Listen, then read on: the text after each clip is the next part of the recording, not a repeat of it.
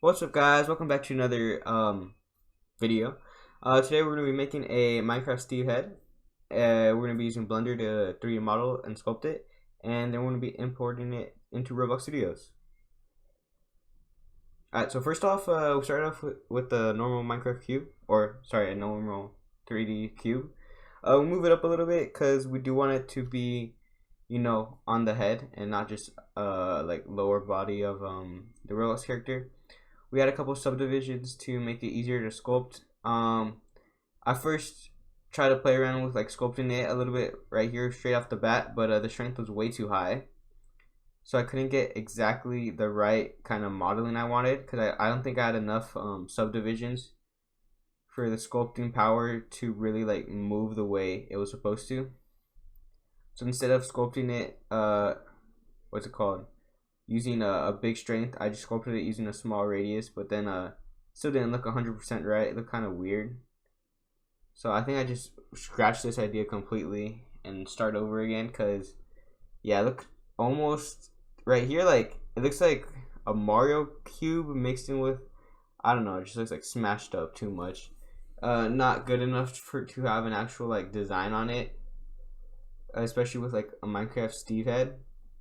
So instead I just delete it and start back over by adding Shift A, adding a new cube, starting fresh. I make sure to add the, what's it called, subdivisions in edit mode first. So I go to edit mode, and then I add subdivisions, as you can see there.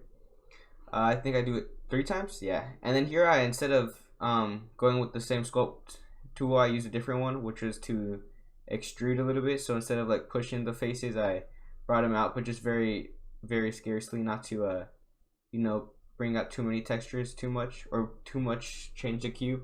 I just want to add a little bit like rigidity, so it looks more like a Minecraft character head. And it also gives it that like blocky texture, which is really nice. So here then I look up a PNG of Steve's head, and I found this one right here, so I just save it. And no need to edit it today in Paint Studio, so I just upload it straight into Blender just by saving it as a JPEG file. And here I add it as a new texture. I go to add texture, and then I switch to images and recent downloads, and I found it. The, what's it called, the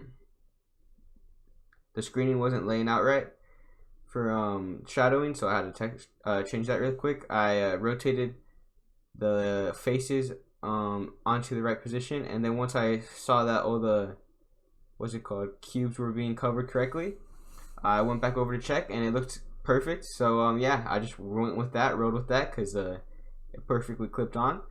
And then I tried shading it smooth and shading it flat again, but it didn't really change too much, just because like natural Minecraft texture pixels.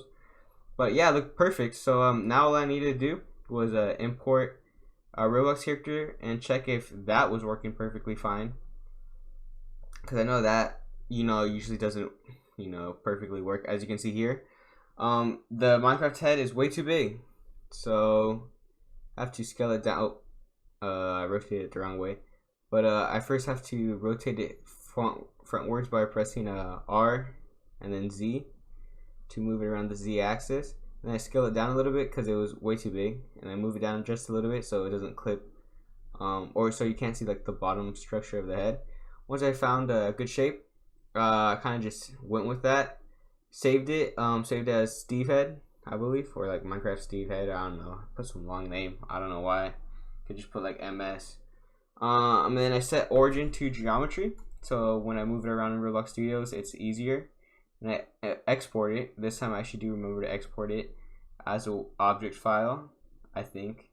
But here, I don't know why, but my Roblox like had a big update, so just loading through here, configuring up the Roblox Studios. Luckily, it wasn't too long. It was only like 30 seconds. This one I think takes a little longer to open up the test blenders, because we have all our other saves from previous videos, which you guys should definitely go check out, because that took a lot of time and effort. Each video takes like an hour to make and edit, so yeah, definitely appreciate it if you guys check out the other ones.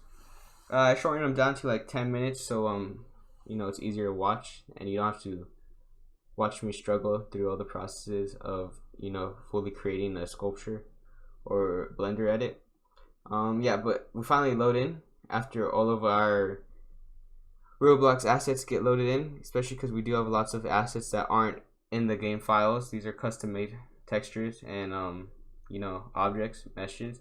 So here we look up mesh part, get the ID which we just made, which is a Steve head, and then we set it to origin, which it snaps onto my starter character, which is at origin 00, but yeah, we don't need it there. We need it on the new guy, so I copy his positions and then I paste it on the new mesh that we just made, and it moves it right on over. But as you can see, it kind of went to the stomach instead of the head, so we just have to move it up, you know, reorientate it a little bit so it fits perfectly, which is usually what I recommend doing. So you know, it actually looks right.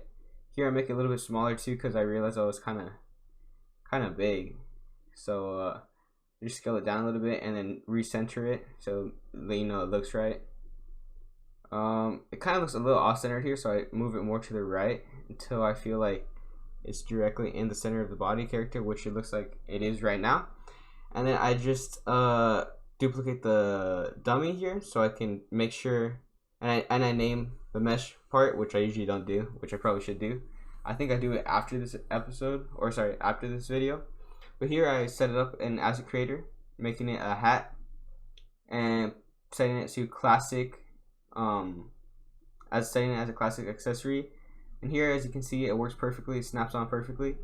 And yeah, guys, if you guys want to see more videos like this, please like and subscribe and comment what you would like to see next time, because I definitely do want to continue making these. So peace out.